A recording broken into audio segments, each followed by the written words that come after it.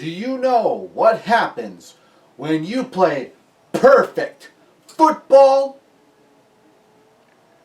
Dragons get slain.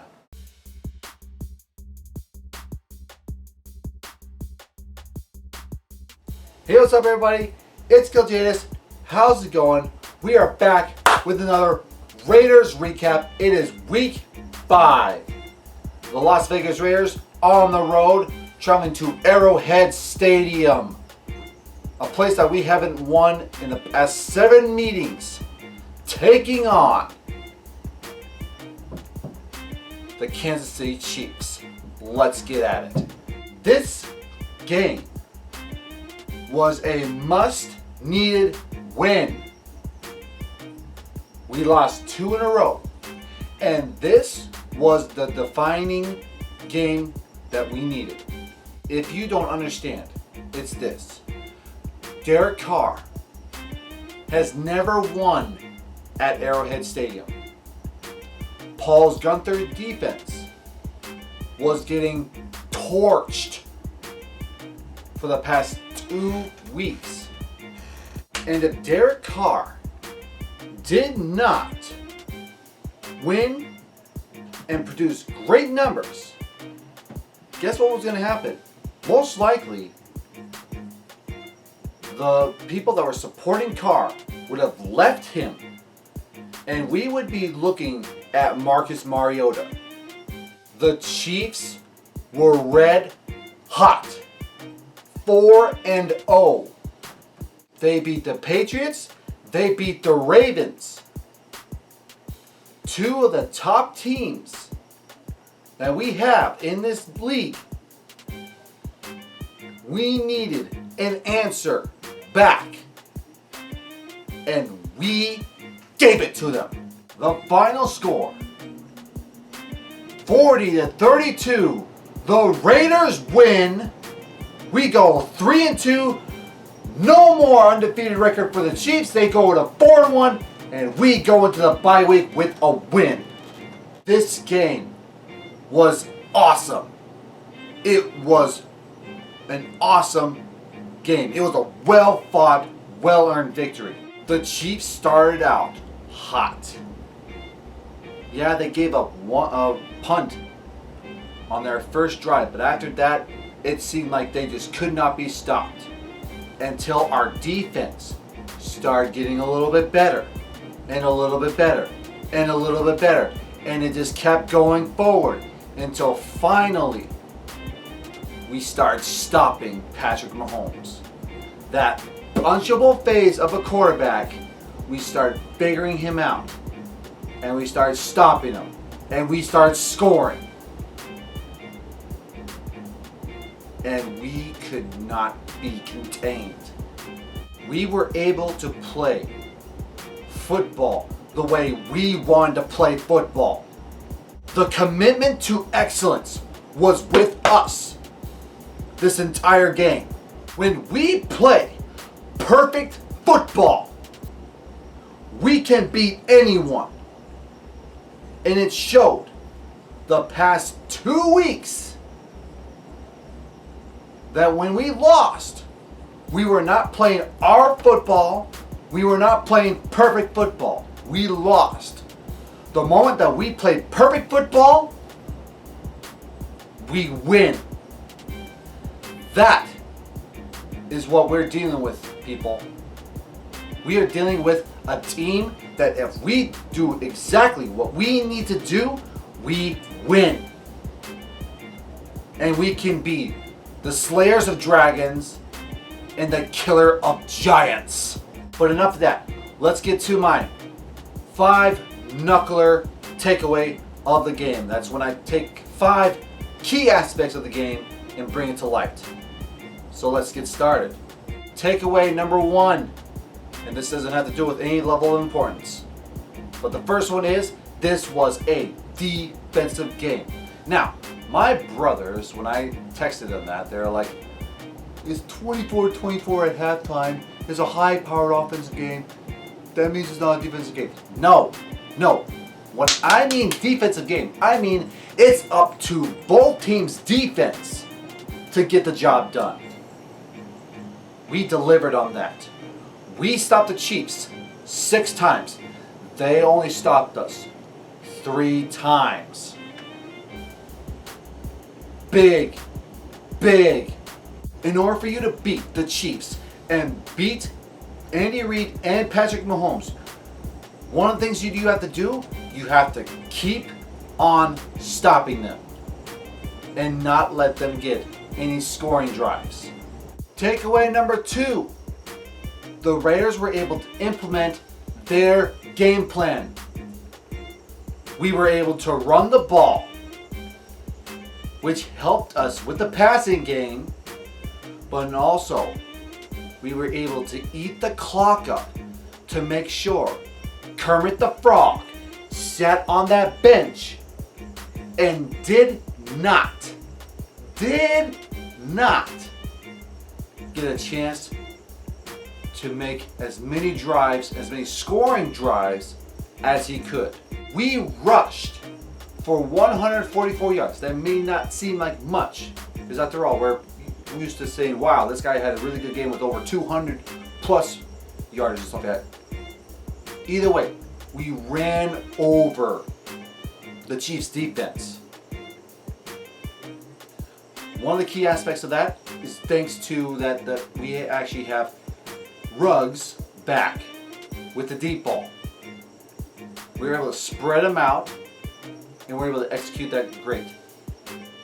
Speaking of which, holding that clock, we held onto the ball for over 35 minutes.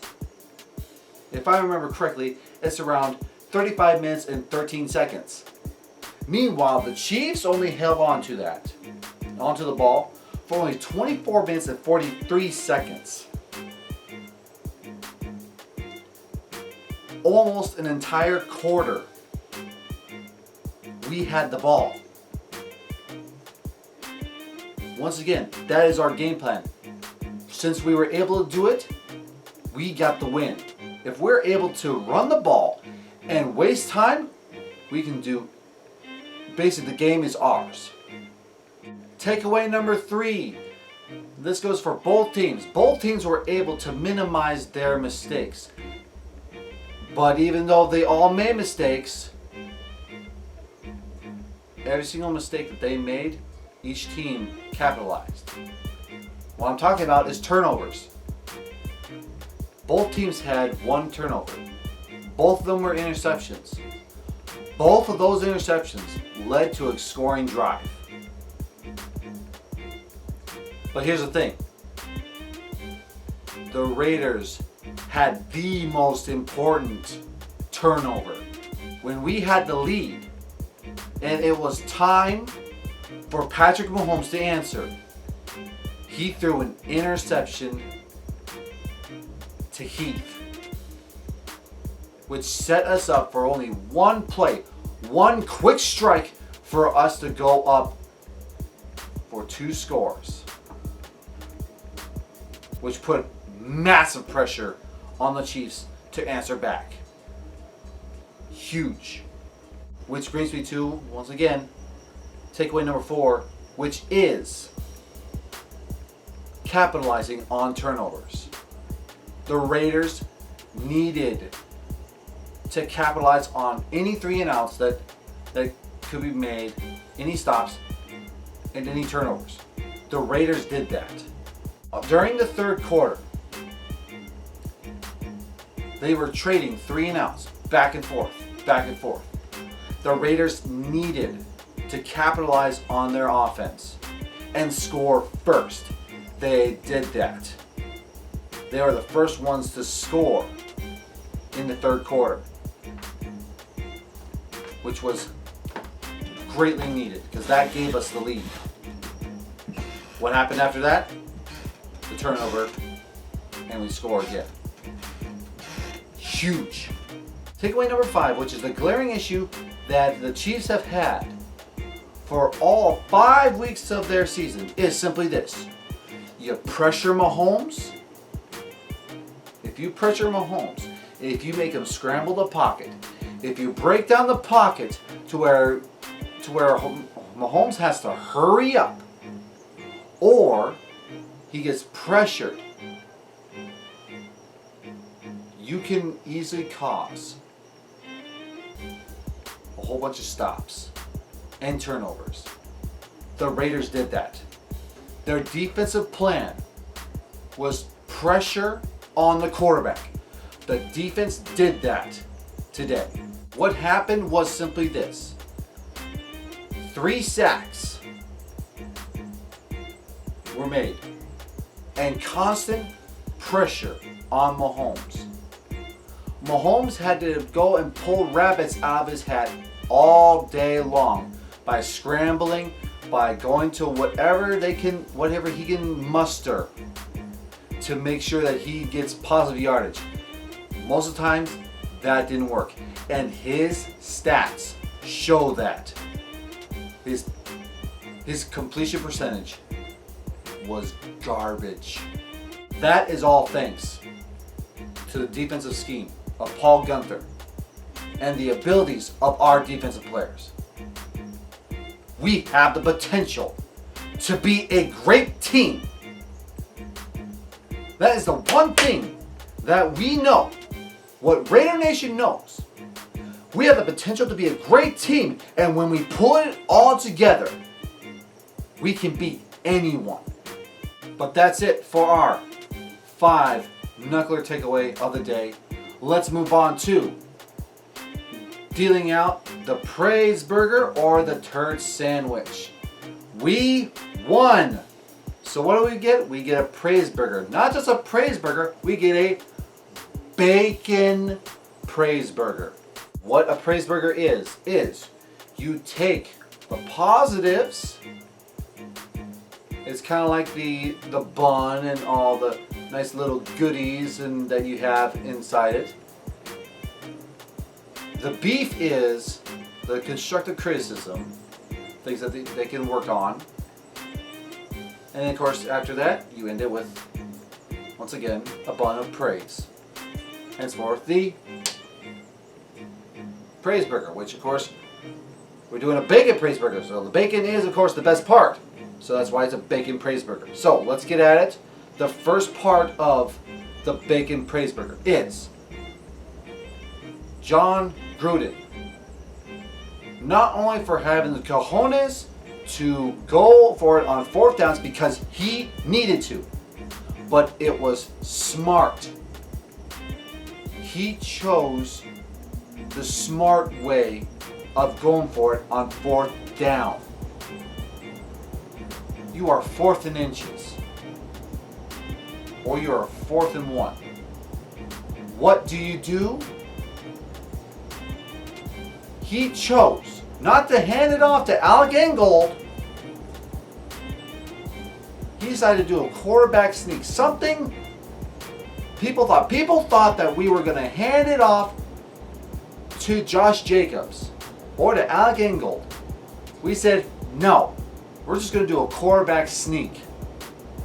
We got it. Good job to you, Coach Gruden, because you know what? The running game was working. Why pass it when you can run it? But trust me when I say this. If the run game does not work, you better go for passing and not running. Next item on the praise burger, Devontae Booker. Being able to give that 1-2 punch that we needed and not rely solely on Josh Jacobs to get us positive yardage on the running game. 7 rushes for 62 yards. That is an 8.9 average. And you had some big gains. And that gave Josh Jacobs enough room to say, you know what, I can do that too. And he started having a monster game as well.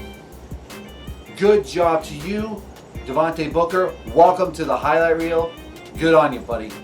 All right, time to go with our beef though. Some things that we need to improve on. First one is Derek Carr. I'll get to you later on the good stuff, but first off, that interception, buddy. Now granted, the freaking announcers probably jinxed you, but still, You gotta do better, buddy. I know you can. The second one, the second beef, I should say. Daniel Carlson. Dude, it's an extra point for crying out loud. I get it if it's like, again, I give you slack if it's a long freaking field goal, but it's an extra point. You gotta do better, man. You gotta do better. Trust me, we wouldn't have to worry so much if you made the extra point.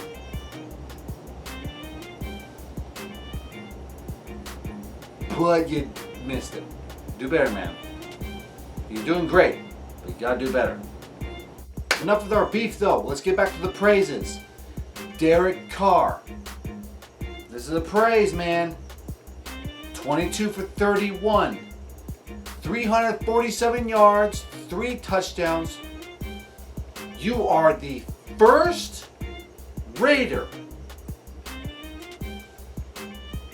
the first Raider quarterback, I should say, to pass over 300 yards in Arrowhead Stadium in a long time. Do you know how long? 2002 was the last time that happened. And it was Rich Gannon that did it. It's been a long time. Good job. Another praise goes to our defense. You guys were slow. I get that. You were slow at first.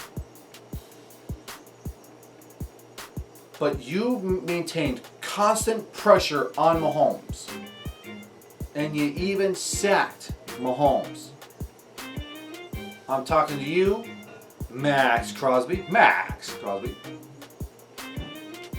Lawson, and Smith. Good job on all 3 of you sacking Patrick Mahomes. And not only that, but causing the pressure to Patrick Mahomes all game long. And more importantly, you guys stopped them when it counted. You stopped them where it counted. That is what we need from a defense. Okay, sure, you give up a couple points, but you know what? You stopped them where it counted. That's what I like. And the last thing, of course, is the bacon. And that is the most important praise, and the biggest praise I can say to you is simply this. Raiders, you executed your game plan. You ran the ball. You ate up the clock. You put pressure on Patrick Mahomes. Everything that you had in your game plan, you put it together and you used it. You guys played perfect football. When we play perfect freaking football,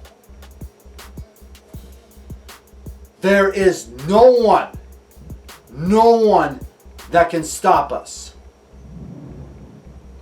Ain't no one got enough skill to stop us if we execute our game plan the way we can. That is our bacon praise burger of the day. Munch on that for a while, Raiders. We got 2 weeks to be happy. After all, we have a bye week next. After that, it's the Flying Dutchman versus the Black Pearl. We go against the freaking Buccaneers. The Tampa Brady-neers. So, that is it. Thank you all very much for watching this video. Catch you later. Bye.